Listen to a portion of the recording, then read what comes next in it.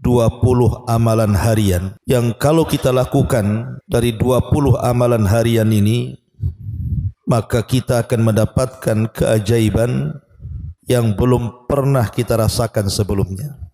Karena 20 amalan harian ini yang akan merubah kehidupan kita. Kita tahu bahwa setiap permasalahan manusia itu berbeda-beda sesuai dengan tingkatan keimanan seseorang.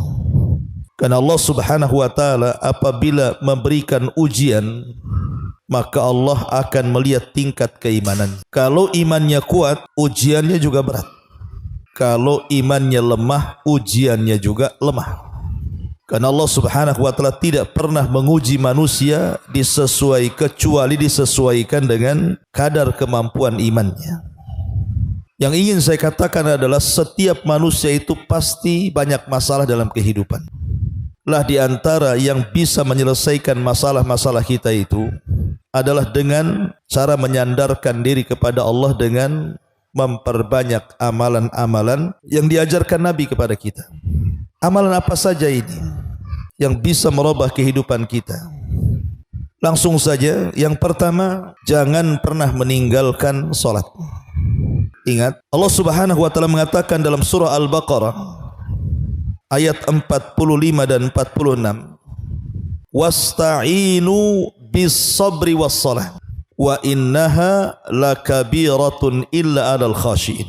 Mintalah kepada Allah Subhanahu wa taala pertolongan dengan kesabaran dan juga dengan salat. Walaupun memang salat itu berat dilakukan kecuali orang-orang yang khusyuk.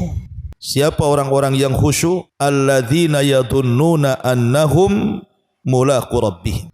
Orang-orang yang yakin bahwa dia sedang berjumpa dengan Allah ketika solatnya. Jadi Allah Subhanahu wa taala menjadikan solat itu tempat pertolongan. Jadi kalau kita ada masalah yang berat, entah masalah ekonomi, entah masalah kesehatan, entah masalah keluarga, sebutkan masalah apa saja, maka segera solat.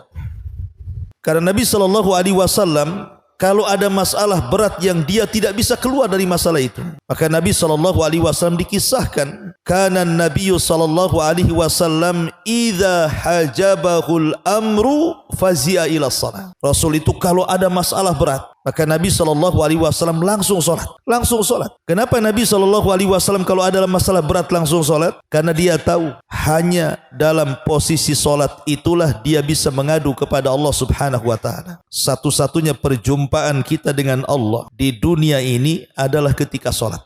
Di situ kita terjadi dialog saat solat. Nabi SAW ketika menceritakan tentang solat, apa kata Rasul?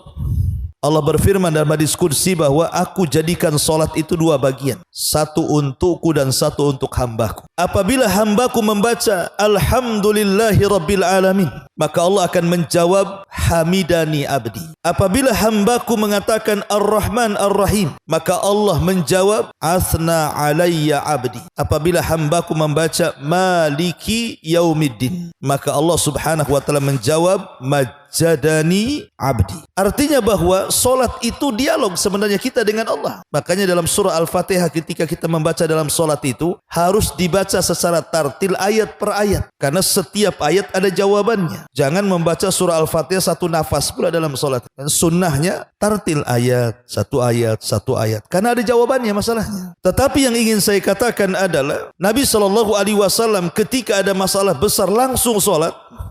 Karena Rasul tahu Nabi SAW ingin melibatkan Allah dalam masalahnya. Sebesar apapun masalah anda, kalau Allah ikut campur menyelesaikan masalahnya, tidak ada masalah besar kecuali akan diurai. Tapi sekecil apapun masalah kita, kalau Allah tidak ikut campur tangan menyelesaikannya, tidak akan pernah ada jalan keluarnya. Karena setiap masalah itu datang dari Allah, dan Allah lah yang akan menyelesaikan masalah itu. Makanya ini amalan yang pertama, jangan pernah tinggalkan sholat.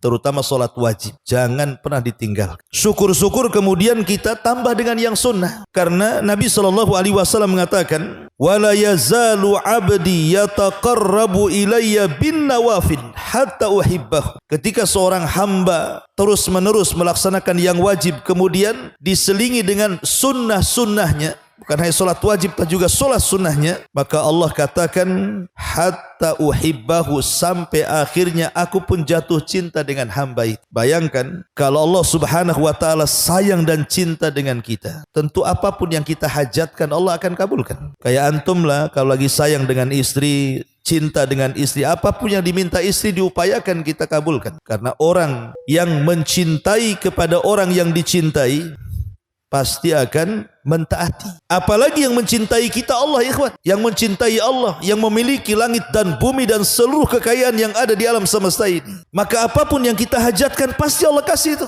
Ma'asyiral muslimin yang dimuliakan Allah Azza wa Jal, ini amalan yang pertama. Jangan pernah tinggalkan salat, terutama yang wajib. Kalau bisa tambah yang sunnah-sunnah. Satu. Yang kedua, jangan pernah meninggalkan solawat. Terkadang kita ini meremehkan soal solawat. Padahal di balik solawat itu ada keajaiban yang luar biasa, ikhwan. Di balik salawat itu luar biasa keajaiban. Nabi SAW bersabda dalam sebuah hadis yang dikeluarkan Imam An-Nasai.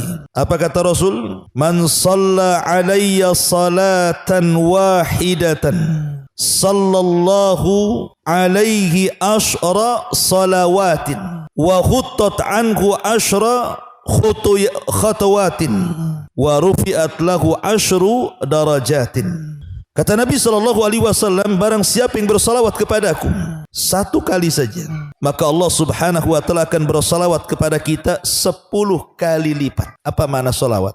Kita sering membaca Allahumma sholli ala Muhammad.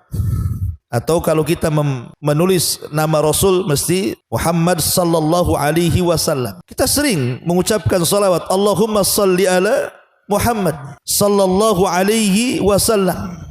Apa maknanya itu? Makna salawat itu, kalau kita mengatakan Allahumma sholli ala Muhammad, artinya, ya Allah, berikan pujian kepada Nabi kita Muhammad sallallahu alaihi wasallam di hadapan makhluk Engkau yang ada di langit sana. Jadi kita meminta kepada Allah agar nama Rasul dipuji-puji di langit. Tolong ya Allah, pujilah Nabi kami Muhammad di hadapan makhlukmu di langit sana. Pujilah dia di hadapan malaikat Jibril, Mikail, Israfil dan seluruh malaikat yang ada di langit. Itu makna salawat. Makna salawat kita meminta kepada Allah agar Nabi kita terus dipuji di langit di hadapan para malaikat. Lah kalau seandainya kata Rasul kita bersalawat satu kali, maka Allah akan bersalawat kepada kita berapa kali? 10 kali. Nama kita akan disebut oleh Allah 10 kali di hadapan para malaikat di langit sana, di hadapan Jibril, Mikail, Israfil, malaikat pemikul arsy dan seluruh malaikat yang ada di langit. Bayangkan nama kita disebut-sebut, padahal hanya menyebut salawat satu kali saja, tapi nama kita disebut 10 kali di hadapan malaikat. Bayangkan kalau seandainya antum bersalawat sampai 10 kali, 20 kali, 100 kali, mungkin anda sudah menjadi selebritis langit. Karena nama kita akan dikenal oleh malaikat masalahnya. Makanya jangan bakhil mengucapkan salawat. Antum pulang dari sini, Allahumma sholli ala Muhammad, Allahumma sholli ala Muhammad. Sampai rumah ada berapa kali itu salawat? Nama kita disebut-sebut di langit. Satu kali salawat, 10 kali penyebutan. 2 kali salawat, 20 kali disebutkan nama kita di langit. 100 kali salawat, kalikan saja. Berarti nama kita akan disebut-sebut oleh para malaikat dan mereka memuji-muji kita. Ini makna salawat. Kemudian makna salam apa? Makna salam itu juga kita meminta kepada Allah agar Allah menyelamatkan Nabi kita. Menyelamatkan apa maksudnya? Menyelamatkan di dunia agar jasadnya jangan sampai diganggu orang kafir. Karena dahulu ada upaya pengambilan jasad Nabi. Berapa kali itu? Ada orang-orang yang berupaya membuat semacam terowongan, digali dan hampir mendekati kuburan Nabi. Tapi Allah Subhanahu wa taala menyelamatkan jasad Nabi kita. Sampai hari ini tidak ada yang berhasil. Jadi kita ketika mengatakan wasallam, meminta keselamatan, maksudnya meminta keselamatan kepada Allah, jasad Nabi kita diselamatkan dari orang-orang kafir. Adapun di akhirat, ya tentu kita meminta kepada Allah Subhanahu wa taala agar Nabi kita diselamatkan juga, dan Nabi kita pasti selamat. Ini hanya mimbabi ta'adub saja. Adab kita kepada Nabi meminta kepada Allah agar Nabi kita diselamatkan, walaupun dia sendiri penyelamat atas izin Allah Subhanahu wa taala. Dia akan membawakan syafaatul uzma kepada kita. Itulah makna salawat dan juga makna salam. Karena kita kadang bersalawat tak paham pula maknanya, sehingga akhirnya kurang semangat salawat. Kemudian kalau ada orang yang banyak salawat, kita pula katakan banyak kali salawatnya katanya. Lah antum tak salawat kan? Justru salawat itu penting. Apalagi kalau dalam waktu-waktu doa. Nabi SAW mengatakan, kullu du'ain yuda'allahu azza wa jalla bihi mahjubun anis sama hatta yusalla ala nabi. Semua doa terhalang, tidak akan diijabah. Semua doa terhalang dan tidak akan diijabah Allah Subhanahu wa taala sampai dibacakan salawat untuk Nabi Muhammad sallallahu alaihi wasallam. Makanya di antara adab doa, pertama memuji Allah, yang kedua bersalawat kepada Nabi sallallahu alaihi wasallam, baru kemudian meminta sesuatu kepada Allah Subhanahu wa taala. Karena salawat itu salah satu pembuka pintu doa. Maka perbanyaklah salawat. Ma'asyiral muslimin yang dimuliakan Allah Azza wa Jalla. Lebih daripada itu dalam hadis Ubay bin Ka'ab radhiyallahu an. Ubay bin Ka'ab itu seorang sahabat yang dikenal pakar dengan Quran. Bahkan satu-satunya sahabat yang disebut namanya di langit. Satu hari Nabi SAW memanggil Ubay bin Ka'ab di masjid dan mengatakan, ya Ubay, amaranillah an aqra alaika surat al-bayyinah. Wahai Ubay, Allah perintahkan aku untuk membacakan surah al-bayyinah kepadamu. Kemudian Rasul membaca lam yakunil ladina kafaru min ahlil kitab. Ubay menangis. Asammanillahu ya Rasulullah. Apakah namaku disebut-sebut di langit wahai Rasul? Apakah Allah menyebut-nyebut namaku wahai Rasul? Maka Rasul mengatakan, ya, Allah menyebut-nyebut namamu. Maka Ubay pun menangis. Macam mana orang seperti dia disebut-sebut namanya? Padahal di sana ada Abu Bakar, Umar, Uthman yang jauh di atas dia.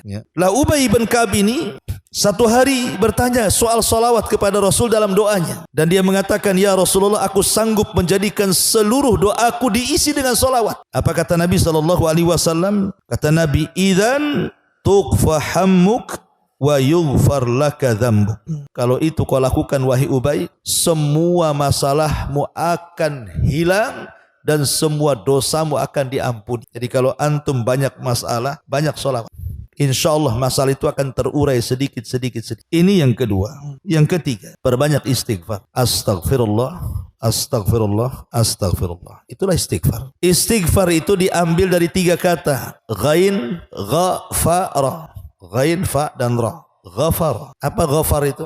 Artinya penutup. Jadi kalau dalam dunia peperangan di zaman dulu, biasanya orang itu kan menggunakan baju besi dan helm penutup. Dalam bahasa Arab helm itu disebut mighfar karena kepalanya tertutup dengan helm. Mighfar itulah helm kepala dalam perang. Tameng. Lah kenapa kemudian istighfar diambil dari mighfar? Makna istighfar itu dua. Pertama, kita meminta kepada Allah Subhanahu wa taala agar seluruh dosa dan aib kita ditutup sebagaimana kepala tertutup dengan helm. Maka ketika kita katakan astagfirullah, astagfirullah, artinya ya Allah, tutuplah dosaku, tutuplah aibku, jangan ada orang yang tahu. Sebab satu aib saja Allah bongkar, malu kita dibuat. Siapa yang tidak punya dosa di antara kita? Siapa yang tidak punya aib? Semua orang punya dosa dan aib. Dan dosa dikatakan dosa itu, dalam bahasa Arab dosa itu artinya al-ithmu. Dan Rasul ketika ditanya masalah dosa, apa kata Rasul? Al-ithmu ma haka fi sadrika wa karihta an yattali alaihi nas. Dosa disebut dosa itu artinya sesuatu yang kau sembunyikan dan engkau benci kalau diketahui manusia. Itulah dosa. Umpamanya seorang suami selingkuh, dia kan tidak ingin diketahui istrinya kan, karena itu dosa. Itu maksud. Atau antum menjelek-jelekan orang, kalau bisa yang dijelek-jelek kita tahu, sebab kalau tahu kita akan dimarahi dia kan. Jadi dosa itu kalau bisa jangan diketahui orang. Karena kenapa kemudian Allah Subhanahu wa taala masih memuliakan saya? Antum masih ngundang saya kemari. Mungkin sebagian antum menghormati sebagian yang lainnya karena dosa kita masih ditutup Allah. Coba kalau setiap dosa ada baunya ikhwan, enggak ada antum yang datang ke sini bau kali Abu Humairah ini kata. Ana pun tak mau dekat-dekat antum, antum lebih bau lagi. Kalau setiap dosa ada baunya. Tapi Allah tidak jadikan setiap orang berbuat dosa berbau. Bahkan tidak tampak pun kalau itu orang berbuat dosa. Kenapa? Allah tutup. Allah tutup. Makanya Imam Ahmad Ibn Hanbal rahimahullahu ta'ala satu hari dia ke pasar. Namanya ulama besar Imam Ahmad itu habis belanja. Murid-muridnya datang dari mana-mana. Dan mengatakan, ya Imam sudah kau pulang aja badanmu. Kami yang bawa barang-barangmu ini. Apa kata Imam Ahmad? Jangan. Kalian itu menghormati aku kata Imam Ahmad. Karena kalian tidak tahu aibku saja. Kalau kalian tahu aibku, kalian tidak akan mengangkatkan barang-barangku, justru kalian akan mengambil pasir dan meletakkan di atas kepalaku. Kata, pergi kalian. Lihat. Maka kita melihat, coba ada orang yang dibongkar aibnya, yang tadinya dihormati bisa jatuh. Lihat tokoh-tokoh tuh. Sekali dia mungkin ngomong sesuatu, kemudian tersalah ngomong, kadang viral, dihujat netizen Indonesia lagi, gitu, tukang julid kan itu. Hancur dia karirnya. Itu baru satu aib, salah ngomong. Macam mana kalau seluruh aib dia dibongkar Allah Azza wa Jalla? Mati berdiri dia. Mau ditaruh di mana muka dia? Malu. Makanya kalau kita mengatakan astagfirullah itu artinya, ya Allah tutuplah dosa dan aibku, cukuplah antara kita dengan dirimu saja ya Allah. Sebab kau dibongkar masalah besar. Ya. Siapa yang tidak punya aib?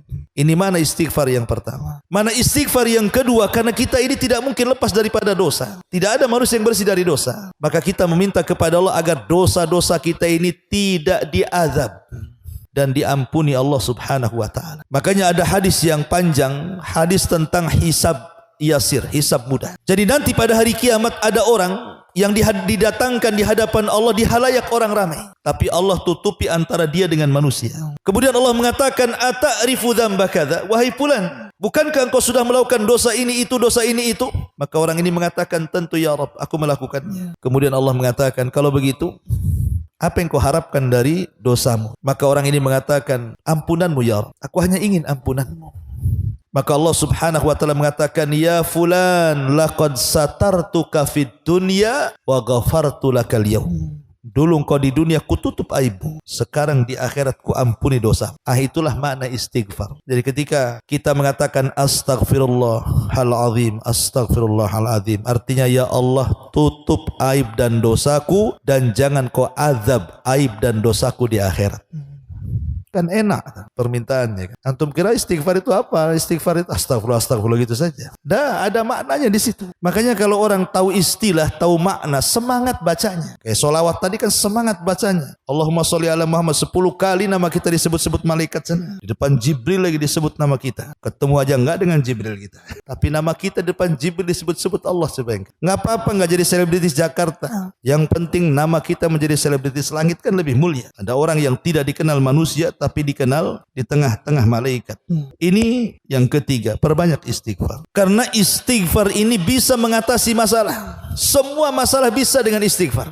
Kata Nabi SAW, man lazimal istighfar ja'alallahu min kulli dhiqin makhraja wa min kulli hammin faraja wa razaqahullahu min haitsu la yahtasib. Siapa yang melazimkan istighfar, astagfirullah, astagfirullah, astagfirullah, dilazimkan sama dia, maka Allah akan jadikan pada setiap kesempitannya kelapangan, pada setiap kegundahannya kebahagiaan, dan dia akan diberikan rizki dari arah yang tidak disangka-sangka. Subhanallah. Dan saya sudah alami, percaya ikhwan, karena saya pernah mengalami. Pernah satu hari ada masalah besar bagi saya, rasanya tidak bisa keluar dari masalah itu, saking pusingnya. Jadi saya teringat hadis ini. Jadi saya baca dari pagi, siang, sore, malam, beberapa hari.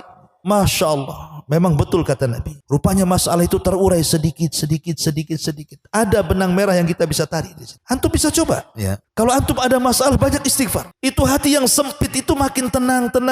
Lah ketika hati tenang itulah berfikir. Berfikir itulah akhirnya bisa menjernihkan masalah. Sebab kalau hati sempit, otak pula sempit. Macam mana mau menyelesaikan masalah? Yang ada lari dari masalah, tapi masalah tak mau lari pula tuh. Makanya yakin bahwa istighfar itu bisa menyelesaikan masalah. Di zaman tabi'in ada seorang imam namanya Hasan Al-Basri rahimahullahu ta'ala. Ada 3 orang yang membawa kesulitan yang berbeda kepada Imam Hasan Al-Basri meminta fatwa. Yang satu mengatakan, ya imam, aku sudah lama menikah tak punya anak, tolonglah berikan amalan kepada. Yang satu mengatakan, ya imam, desa kami pacakliknya.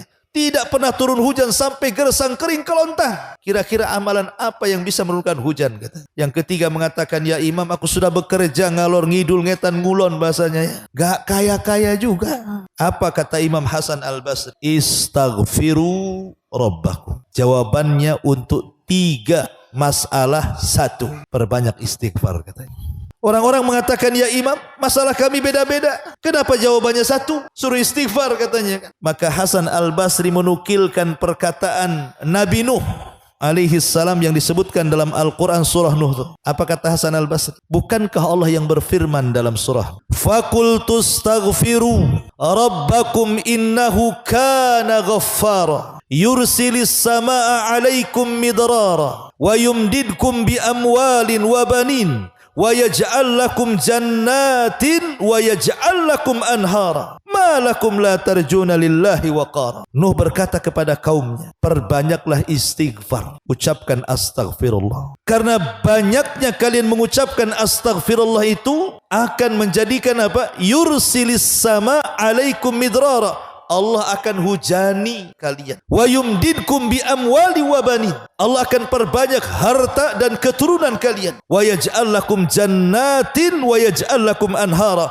Allah akan lebatkan hutan-hutan kalian dan Allah akan aliri seluruh sungai-sungai kalian. Lihat, kata Nabi Nuh, dengan memperbanyak istighfar Allah turunkan hujan, Allah perbanyak harta, Allah berikan keturunan. Itulah 3 soalan tadi kan. Ya Imam, saya lama menikah tak punya keturunan. Kata Allah dan Quran, Allah perbanyak keturunan. Yang satu mengatakan sudah kerja sana sini kok tak kaya-kaya. Istighfar, Allah kasih banyak harta. Yang satu mengatakan, ya Imam, desa kami kering kelontang, tidak ada hujan. Istighfar, Allah turunkan hujan. 3 soalan 1 jawaban namanya. Saya teringat satu cerita syekh. Ada seorang syekh bercerita, dia punya muridnya miskin, miskinnya. Saking miskinnya terkadang syekh yang kasih makan. Gak apa-apa, engkau gak usah kerja, saya kasih makan, tapi kau ngaji di sini. Jadi muridku. Lama dia ngaji, tapi tak tahanlah dikasih makan syekh, dikasih ilmu, malu. Sementara dia punya keluarga, dia ingin bantu.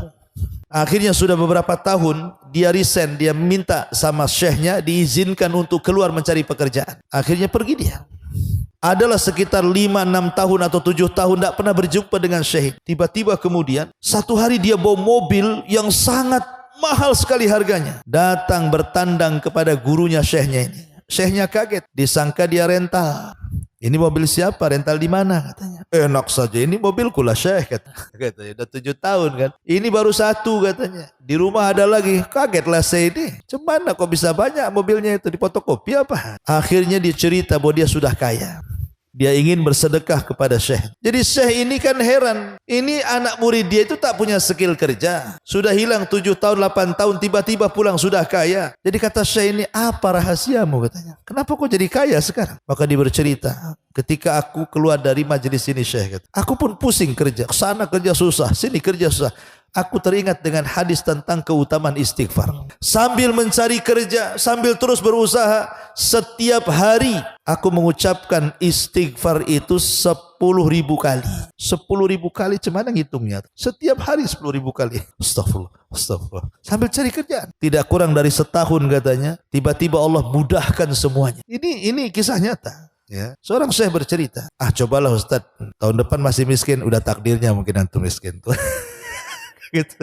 Tapi bukan, kita walaupun tidak ada cerita kayak gini ikhwan, yakin hadis Nabi itu nggak mungkin, mustahil, pasti yakin. Kita harus yakin lah kan, Nabi yang ngomong kok. Dan Allah yang punya kekayaan, kenapa mesti takut? Allah yang punya kekayaan, kita tinggal minta kan sama Allah. Maka perbanyak istighfar. Ini yang ketiga. Kemudian yang keempat, jangan tinggalkan sholat duha. Ini juga salah satu solat yang bisa menyelesaikan banyak masalah. Nabi SAW mengatakan, yusbihu ala kulli sulama min ahadikum sadaqah, fa kullu tasbihatin sadaqah, wa kullu tahmidatin sadaqah, wa kullu tahlilatin sadaqah, wa kullu takbiratin sadaqah, wa amrun bil ma'ruf sadaqah, wa nahyun anil munkar sadaqah, wa yujzi'u min dzalika rak'atan yarka'ahuma minadh-dhuha, kata Rasul. Ingat bahwa setiap hari, setiap pagi itu kita sebenarnya badan kita itu diharuskan mengeluarkan sedekah. Itu kewajiban kita setiap hari. Badan kita ini harus mengeluarkan sedekah. Dengan cara apa? Dengan memperbanyak tasbih subhanallah. Kemudian juga tahmid alhamdulillah. Kemudian tahlil la ilaha illallah. Kemudian takbir Allahu akbar. Kemudian mengajak manusia kepada kebaikan, mencegah manusia dari kemungkaran. Pokoknya setiap kita bangun, badan kita dituntut untuk bersedekah. Tetapi kata Rasul, tidak perlu kita lakukan semuanya. Cukup 2 rakaat duha saja, itu mewakili semuanya. Cukup 2 rakaat duha mewakili semuanya. Ikhwan, seafdal-afdalnya salat duha jam berapa? ketika anak unta berlarian karena kepanasan. Begitu hadisnya. Artinya salat duha itu yang paling afdol ketika tanah sudah mulai memanas. Ketika matahari sudah mulai memanas, ya mungkin sekitar antara jam 10 sampai jam 12 sebelum duhur lah. Itu seafdol-afdolnya waktu duha, antara jam 10 jam 11. Itu kan panas-panasnya. Tapi boleh juga sholat duha di awal waktu, setelah terbit matahari meninggi satu tombak boleh. Tapi kita cerita afdolnya sholat duha. Yang ingin saya katakan, jam 8 sampai jam 12 siang itu waktu orang sibuk-sibuknya bekerja, ikhwan. Yang punya ladang ke ladang, yang punya kantor ke kantor, yang punya perusahaan ke perusahaan, yang cari makan di jalan ya di jalan-jalan kan gitu. Waktu-waktu jam 7 sampai jam 12 itu orang sibuk dunia, ikhwan. Sibuk. Ya. Yang punya toko buka tokonya, macam-macam. Karena itu memang waktu-waktunya orang sibuk bekerja. Tapi dari duhur ke atas kan sudah malas biasanya orang. Lah ketika kemudian manusia mereka mengejar dunia dari pagi sampai siang, dan kita tahu bahwa dunia itu melalaikan akhirat. Tiba-tiba antum keluar dari kelalaian manusia. Antum keluar ketika di tengah-tengah manusia sedang bekerja mencari dunia, antum keluar. Kemudian sholat duha. Menunjukkan apa? Bahwa kita ini bukan sembarang orang. Bisa keluar dari kelalaian dunia. Di saat manusia mengejar dunia, antum pula mengejar akhirat. Kan terbalik tuh arahnya. Ya. Makanya Imam Ibnul Qayyim sampai membuat kaidah. Siapa yang sanggup keluar dari kelalaian dunia, ketika manusia mengejar dunia, kita pula keluar dari pengejaran dunia dan mengejar akhirat, maka orang itu adalah orang pilihan. Dan orang itu adalah orang awabin, orang-orang yang betul-betul ingin kembali kepada Allah. Makanya solat duha ada yang memberi nama sebagai solat awabin. Solatnya orang-orang yang taubat, solatnya orang-orang yang berserah diri, itulah solat duha. Dan Nabi SAW mengatakan dalam sebuah hadis, apa kata Nabi SAW dalam hadis Abi Dzar Al-Ghifari radhiyallahu an, Ibna Adam irka' li min awwalin nahar arba'a raka'atin aqfika akhirahu. Wahai anak Adam, kata Allah dalam hadis kursi, rukulah untukku, maksudnya solatlah duha untukku di awal siang, cukup 4 rakaat, maka dalam satu hari kucukupkan kehidupan. Makanya kalau orang dulu biasanya mengistilahkan kalau ingin dimudahkan rizkinya jangan tinggalkan duha, kan itu ya. Ya, memang ada riwayatnya. Ini riwayat hadis kursi. Akfika akhirahu, aku cukupkan sampai akhir sore. Jadi kalau kita mamanya solat duha, kemudian setelah solat duha kita berusaha, maka Allah akan cukupkan kehidupan kita. Ini kan solusi nih. Ya. Makanya bagi orang-orang yang banyak masalah, masalah ekonomi, masalah pekerjaan, masalah apapun, jangan tinggalkan duha. Insya Allah kita akan tahu akibatnya nanti. Ini yang keempat. Yang kelima, salat malam, tahajud, qiyamul lail. Beda qiyamul lail dengan salat malam. Kalau qiyamul lail itu artinya menghidupkan malam. Menghidupkan malam kan tidak harus salat. Berwudu, antum namanya bangun tidur, berwudu, itu antum berarti qiyamul lail. Walaupun hanya berwudu, berzikir, baca Quran, tafakur, merenung gitu ya. Itu namanya qiyamul lail, menghidupkan malam. Tapi kalau tahajud itu disebut salat malam. Ya, tahajud. Tentu kalau kita bisa menggabungkan semuanya lebih baik lagi. Tapi ingat bahwa tahajud ini adalah solat yang luar biasa. Kenapa? Karena solat ini satu-satunya solat yang akan terhindar dari riya, sum'ah dan takabur. Satu-satunya solat antum terhindar dari semua jenis syirik, hanya tahajud. Macam mana mau riya sama siapa bangun malam-malam? Gelap-gelap lagi sholatnya. Siapa yang mau nampak sama kita? Kecuali antum live kayak gini. Ya. Allahu Akbar, TikTok pula antum nyalain. Atau Instagram, atau Facebook. Apa maksud? Enggak Ustaz, saya nyontohkan teman-teman bahasa halusnya. Padahal mau riya. Kita ini susah ya. Gara-gara handphone ini akhirnya ibadah kita habis. Coba. Pengen umroh, contoh aja umroh ya kan. Udah mau berangkat selfie. Saya sudah di bandara. Kan ya? Nanti di pesawat selfie lagi. Alhamdulillah sudah di pesawat. Turun selfie lagi. Sampai di Mekah selfie lagi. Ketemu unta, selfie sama unta.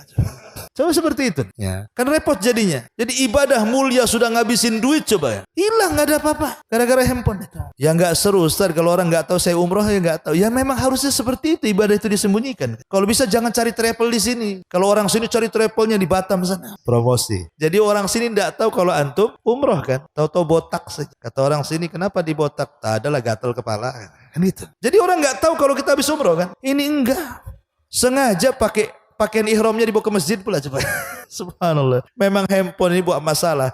Tapi solat ini, solat malam, itu solat yang luar biasa. Kenapa? Tidak ada riya di situ. Kalau betul-betul mau menghindar riya itu mungkin. Karena orang lagi tidur, tiba-tiba kemudian kita terbangun kemudian solat malam, apa enggak luar biasa tuh? Ditambah-tambah kalau itu memang dilakukan di sepertiga malam akhir, maka ada hadis Nabi SAW mengatakan, yanzilu rabbuna ila sama'id dunya fi kulli thuluthil lailil akhir wa dhalika kulla lailatin. Faqala Allah azza wa jal, man yad'uni fa astajibalah wa man yas'aluni fa utiyah wa man yastaghfiruni fa aghfiralahu. Allah mengatakan, Rasul mengatakan, Allah itu turun pada sepertiga malam akhir, turun sesuai dengan kemuliaan, keagungan, tidak sama dengan makhluknya. Allah turun pada setiap sepertiga malam akhir, dan itu setiap malam Allah turun. Dan setiap malam juga Allah di langit pertama mengatakan kepada kita yang ada di bumi, siapa yang berdoa ku kabulkan, siapa yang minta ku ijabah, siapa yang minta ampun ku ampuni dosa-dosanya. Bayangkan, Allah kasih 3 jawaban pada 3 setiap permintaan kita.